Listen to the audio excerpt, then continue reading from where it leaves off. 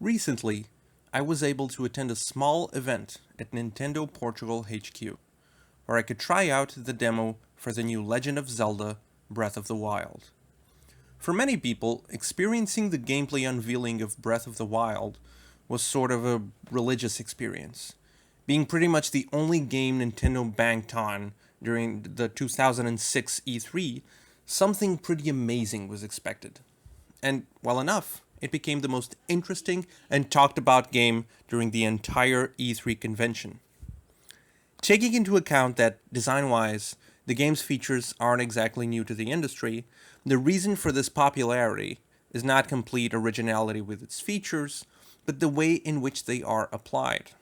Nintendo has a wide and varied history with applying current design standards in the best way possible. In both the 2D and 3D ages, the entire industry has built upon their design foundations. So, it's no wonder that although big, vast open worlds where you can chop wood and craft things aren't exactly new, Breath of the Wild made it look like it was done for the very first time.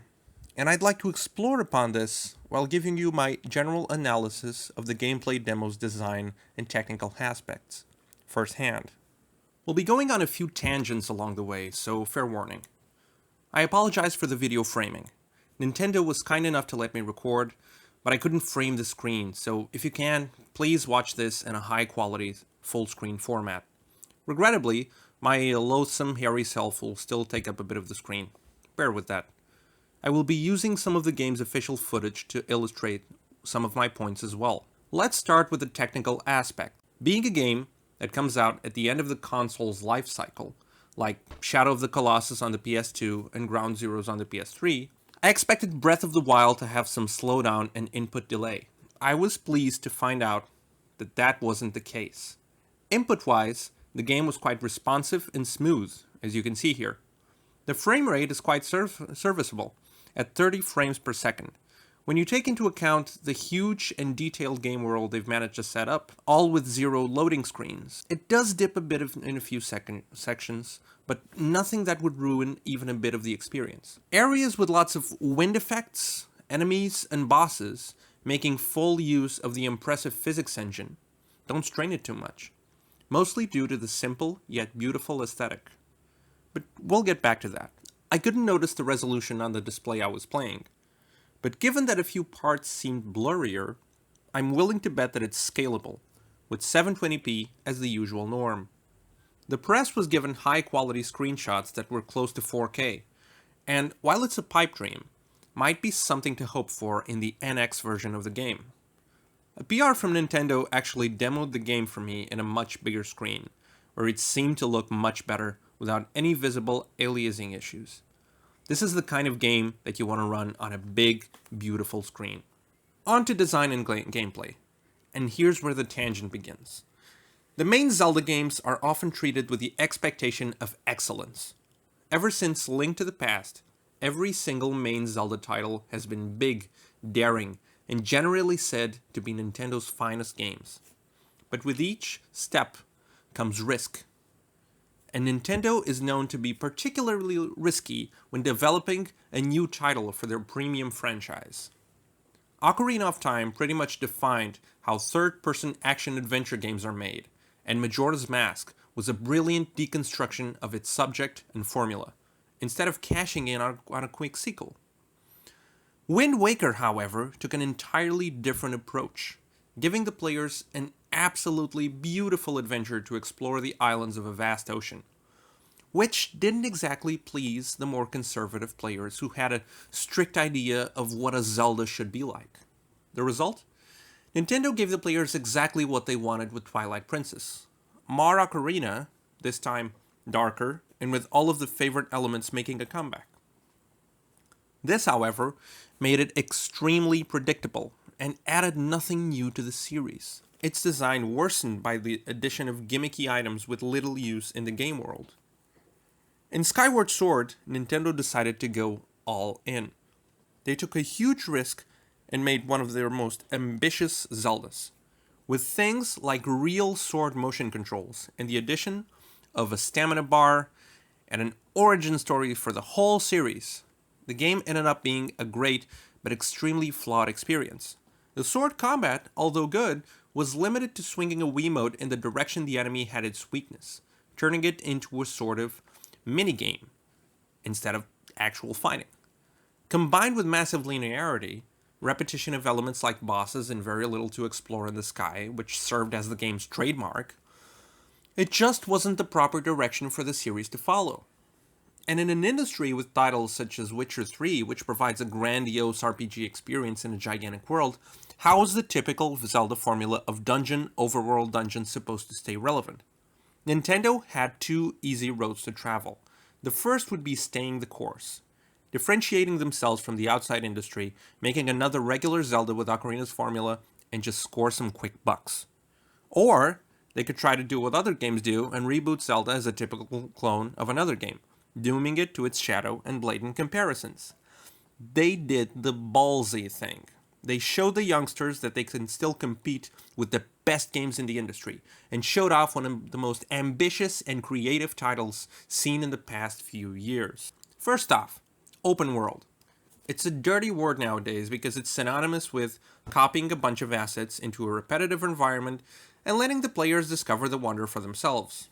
Instead of that, Nintendo did the smart thing. First rule in designing an open world right: landmarks. The first time you see Breath of the Wild's world, you see beautiful things in the distance. An enchanted castle, a creepy mountain with a gigantic being circling it, temple ruins, snowy mountains, bright lights. And it's all beautiful and interesting. It's all miles away, but it makes the player want to explore it. The world is extremely organic, but never has areas that are too similar to one another, which means it's always different and interesting to explore. As soon as the player becomes acquainted with the environment, they will know where they are without having to use a map, or objective markers, something of a trend in nowadays games. A color coding system works here to the player's advantage. Orange areas in the distance represent challenges the player still hasn't completed, while blue areas represent the places the player has been to. It's intuitive and works quite well. The simplicity of the game's shapes and textures is one of the reasons why the world manages to be so humongous, yet have no loading screens or slowdowns between sections. The aesthetics manage to be absolutely gorgeous, and the world comes alive, with effects like wind and fire behaving as they should. Now, how does Link interact with this world? Let's start with movement. The controls are quite similar to past Zelda titles, yet evolve in a clever way. The sprinting mechanic is back from Skyward Sword, along with its use of a stamina bar. Jumping is one of the most noteworthy additions, as well as climbing just about any surface.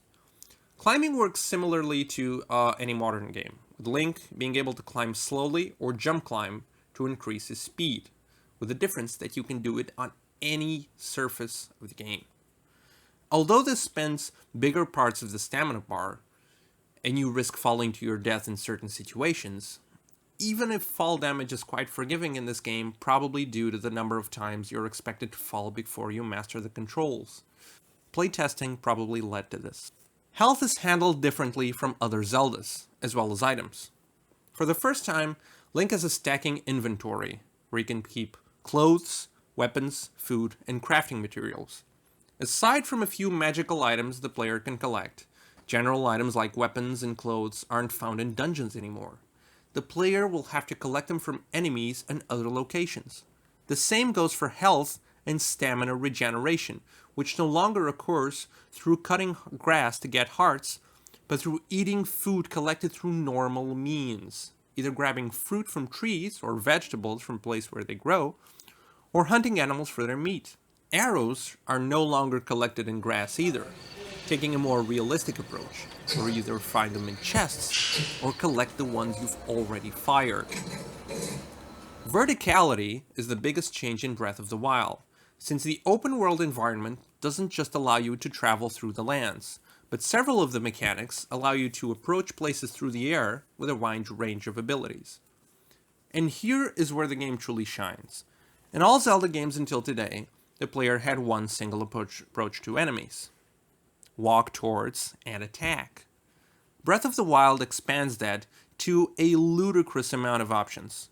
Enemies have camps, they eat, they sleep, they have tower watches that can spot you more easily and sound an alarm, and interrogation and exclamation marks above their heads to tell the player they've been spotted, a mechanic taken from the Metal Gear series. This means stealth is a big option. By clicking the left analog stick, Link can switch into stealth mode and move slowly, being able to take out enemies from the back. The player can also steal their weapons, which forces them to attack Link using their claws and throwing rocks. The AI is an absolute delight. The beasties can be intelligent enough to figure out where arrows are coming from, but show some charming monster stupidity by attacking places where fire or explosion seems to start on their own. In a specific situation, trying to cut a tree in order to take enemies out and failing made them go for the apples that fell on the ground. I've even spotted a few enemies trying to hunt a boar that passed by their camp. There's endless possibilities. Well, how about combat then? At first, it seems unchanged. Swinging your sword while standing still will still give you a couple of swing animations, and holding down the button does the usual spin attack you're accustomed to, draining the stamina bar. Locking into enemies still holds the shield and allows you to dodge, but this is where the changes begin. While the jump slash used to be done in an automatic way with a lock on, this time it allows you to jump and use the sword, which adds a layer of manual input to the game. The jumping slash can be used by jumping onto an enemy from above to deal big damage, like in the Souls franchise. The new weapons Link can use, like axes and spears, all have their different animations, and trade spin attacks for a varied range of special moves. Lastly, the new counterattack system. If you block or dodge an attack at the last second, it allows you to quickly charge at the enemy with a super or charged attack. When in combat, enemies seem to be weaker than in previous games, mostly because of the physics engine bungling them all together, and even defeating them in unpredictable ways through the physical movements they make. I'm hoping this gets fixed in the long run, seeing as the rest feels just about right. I'd like to mention what seems to be the game's main event when it comes to player input around the world. Breath of the Wild seems to be geared primarily around physics puzzles. Whether it's cutting a tree to make a bridge, rolling a rock towards enemies, or using Wind Waker's Deku Leaf to navigate a raft, the game wants you to use the whole world to its full potential. This is good in two ways. The first one is that unlike many other games with physics puzzles, these seem to be one of the many ways to tackle problems, and they work organically. Too many games use physics in an awkward manner. In here, it just feels natural.